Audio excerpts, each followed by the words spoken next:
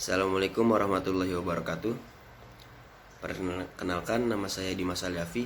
Nomor induk mahasiswa saya 160-161-7101. Di sini saya akan menjelaskan tentang struktur organisasi sekolah dengan mata kuliah Manajemen Pendidikan Jasmani. Dosen pengampu Profesor Dr. Muhammad Asmawi MPD dan Kak Rizky Nurulfa MPD. Yang pertama saya akan menjelaskan tentang organisasi. Organisasi adalah bentuk setiap perserikatan manusia untuk mencapai sesuatu tujuan bersama. Pengorganisasian adalah keseluruhan proses untuk memilih dan memilah orang-orang serta mengalokasikan prasarana dan sarana untuk menunjang tugas orang-orang itu dalam rangka mencapai tujuan pendidikan. Kegiatan pengorganisasian yang pertama adalah ada penetapan tugas, tanggung jawab, wewenang semua orang yang ada dalam sekolah. Yang selanjutnya ada struktur organisasi. Struktur organisasi menunjukkan gambaran tentang hubungan antar bagian tersebut secara relatif pasti, menggambarkan model interaksi sosial, koordinasi, dan tingkah laku anggota yang berorientasi pada pelaksanaan tugas. Struktur organisasi merupakan upaya mempermudah hubungan antara individu dengan kelompok untuk mencapai tujuan. Struktur organisasi merupakan kerangka hubungan kerja antara individu dalam kelompok. Nah, selanjutnya ada prinsip-prinsip organisasi. Yang pertama, prinsip organisasi adalah perumusan tujuan secara jelas. Yang kedua, anggota-anggota kelompok harus memahami tujuan organisasi. Dan yang ketiga, adanya pembagian kerja sedemikian rupa. Keempat, pelimpahan wewenang harus sesuai dengan tanggung jawab. Yang kelima, penetapan hierarki wewenang dari atas sampai ke bawah. Yang keenam, kesatuan arah. Dan yang ketujuh, adanya kesatuan perintah. Oke, yang selanjutnya fungsi-fungsi organisasi. Yang pertama, mengatur tugas dan kegiatan kerjasama sebaik-baiknya. Yang kedua, mencegah kelambatan kerja serta kesulitan yang dihadapi. Yang ketiga, mencegah kesimpang siuran bekerja. Dan yang terakhir, keempat, menentukan pedoman-pedoman kerja. Oke, yang selanjutnya ciri-ciri dan unsur pengorganisasian. Yang pertama, ciri-ciri dulu. 1. Organisasi sebagai suatu sistem. Yang kedua, organisasi merupakan struktur. Yang ketiga, adanya perencanaan yang dilakukan secara sadar berdasarkan rasionalitas dan pedoman-pedoman yang jelas. Yang keempat, adanya koordinasi dan korporasi. Selanjutnya yang kedua, unsur-unsur. Yang pertama, unsur-unsurnya manusia. Yang kedua, sasaran. Ketiga, tempat kedudukan di mana manusia memainkan peran, wewenang, dan tugasnya. Yang keempat, pembagian tugas. Yang kelima, teknologi. Dan yang terakhir, lingkungan. Oke, yang selanjutnya langkah pengorganisasian. Yang pertama, memahami tujuan institusional.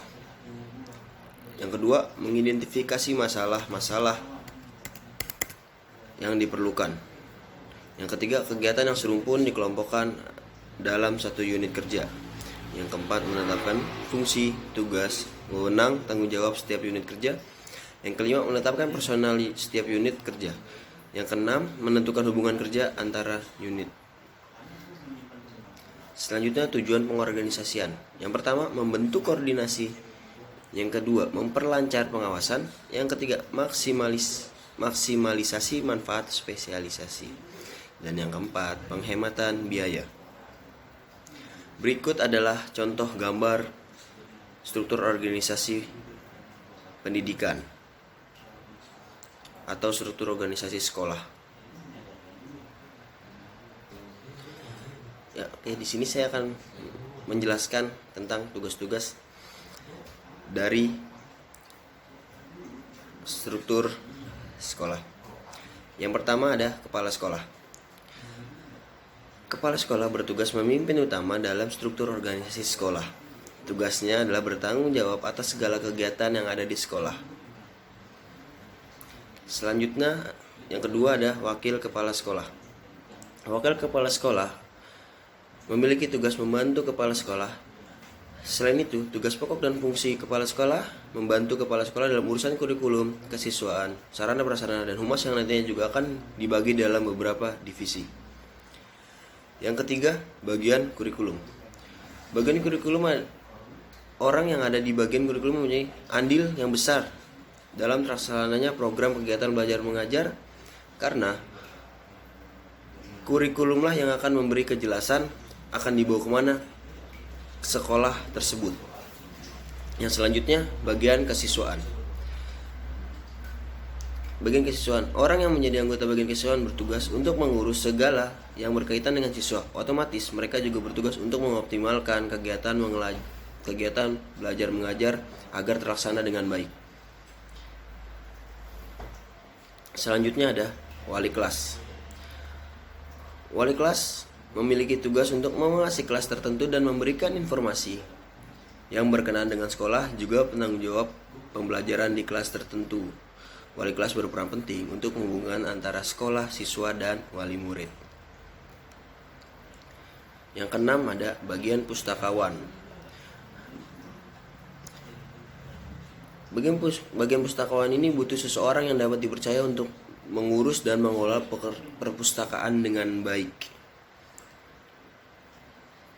Pustakawan harus merupakan orang yang sudah mendapat sertifikasi dengan berlatar belakang pendidikan formal ilmu perpustakaan. Pustakawan ini bertugas untuk menyusun laporan pelaksanaan kegiatan perpustakaan secara berkala,